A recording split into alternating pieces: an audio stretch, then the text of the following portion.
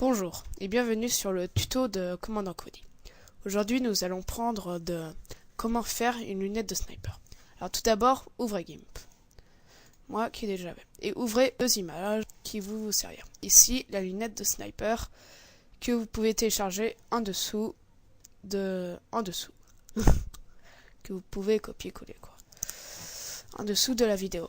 Tout d'abord, faites une section par couleur et faites un seuil de 100. Sélectionnez le blanc, puis faites sélection inversée. Cela donne un meilleur résultat. Faites CTRL-C, autrement dit copier-coller. Copier. Et faites ici coller. Automatiquement, la lunette de sniper se place au milieu. Vous avez trois solutions pour savoir comment faire cette lunette de sniper. Alors, tout d'abord, désélectionnez cette image et faites sélection elliptique. Et sélectionnez environ là où est le sniper, quoi. Sur le trait noir. Solution numéro 1. Voilà. Puis faites sélection inversée. On va beaucoup le faire. Et mettez le noir ici et faites supprimer. Voici la solution numéro 1. Les sélectionner pour voir un peu mieux. C'est bien, mais je trouve qu'il manque quelque chose. C'est pas super, moi j'aime pas trop. Mais bon, c'est une solution. Deuxième solution. Vous importez, mais cette fois-ci, vous le laissez pas à l'intérieur. Vous pouvez déplacer là où vous voulez.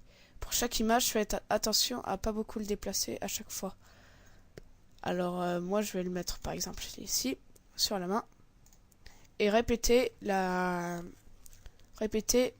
solution numéro 1 pour cette solution numéro 2. Mettez environ comme ceci. Hop. C'est approximatif, ce n'est pas très important. Faites sélection inversée. Supprimer. Voici la deuxième solution, qui est déjà, je trouve, mieux parce que le sniper va se déplacer dans votre image, au lieu que ce soit l'image qui se déplace et le sniper donc avec. Troisième solution, qui je trouve est la meilleure. Prenez votre sniper et mettez-le où vous voulez. Je vais le mettre, par exemple, entre les deux yeux. Comme la section 1 et 2, vous allez faire sélection elliptique et sélectionner le noir. C'est pour ça que l'épaisseur est assez important.